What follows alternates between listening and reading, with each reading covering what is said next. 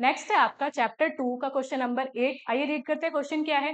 Question आपसे कह रहा है find the zeros of the polynomial 2x² - x - 6 और क्वेश्चन पूछा गया है आपसे आरबीसी ईयर 2024 में। क्वेश्चन क्या है, आपके सामने एक पॉलिनोमियल है 2x² - x - 6।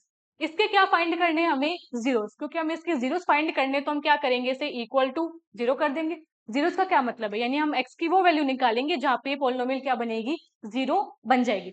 अब हमें इसके जीरोस फाइंड करने, जीरोस फाइंड करने का जो एक तरीका है वो क्या है आपका, स्प्लिटिंग द मिडिल टर्म। यानी ये जो मिडिल टर्म है आप इसे क्या करते हो, स्प्लिट करते हो फैक्टर्स में।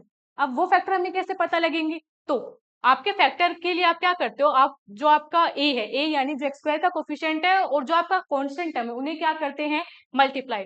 यानी 2 इंटू किया हमने माइनस का 6, तो आंसर आया हमारा माइनस का 12।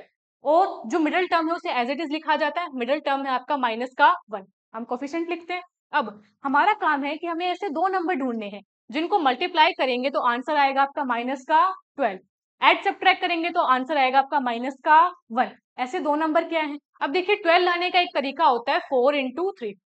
अब बस हमारा काम है कि हम कौन से नंबर को पॉजिटिव रखें, कौन से नंबर को नेगेटिव रखें कि आंसर आपका माइनस का 1 आ जाए।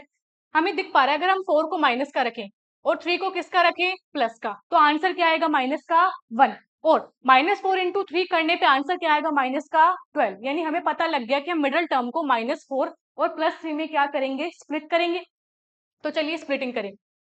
तो 2x² माइनस x की जगह हम क्या लिखना चाहते हैं, हम लिख रहे हैं माइनस का 4x प्लस का 3x। आगे क्या लिखा गया आपका, माइनस का 6 इक्वल टू 0। यहाँ दोनों में कॉमन क्या है, दोनों में 2 भी कॉमन है और दोनों में x भी कॉमन है। तो हमने दोनों से कॉमन किया 2x। यहाँ क्या बचा, x माइनस 2x यहाँ से कॉमन ले चुके हैं तो यहाँ क्या बचा है 2।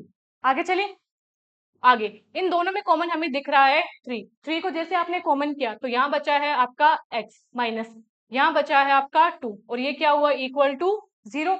अब अगर आप ध्यान से देखिए तो जो फर्स्ट टर्म है और जो सेकंड टर्म है दोनों में ही कॉमन क्या है आपका, x माइनस 2। दोनों में x माइनस 2 कॉमन है तो x माइनस 2 को आपने बाहर किया। यहाँ से आपका क्या बचा 2x, यहाँ से आपका क्या बचा प्लस का 3 और ये क्या हुआ, इक्वल टू 0। फिर अब क्योंकि आपके दो फैक्टर हैं उनको मल्टीप्लाई करने पे आंसर क्या आ रहा है, 0। तो हमने एक बात पढ़ी हुई है क्या, इफ p इंटू क्यू क्या होता है आपका 0। यानी कोई भी दो टर्म है या दो फैक्टर्स है आप उन्हें मल्टीप्लाई कर रहे हो और आंसर क्या आ रहा है 0। तो ये केस का पॉसिबल है, मैथ में ये केस पॉसिबल है, either p is equals to 0 और q इक्वल टू 0 पे। इसी चीज का हम यहाँ पे यूज करें, यहाँ पे दो फैक्टर है जिन्हें मल्टीप्लाई करके आंसर क्या आ रहा है 0। तो ये कब पॉसिबल है, ये पॉसिबल है either x minus 2 equal to 0 और 2x प्लस 3 इक्वल टू 0 पे।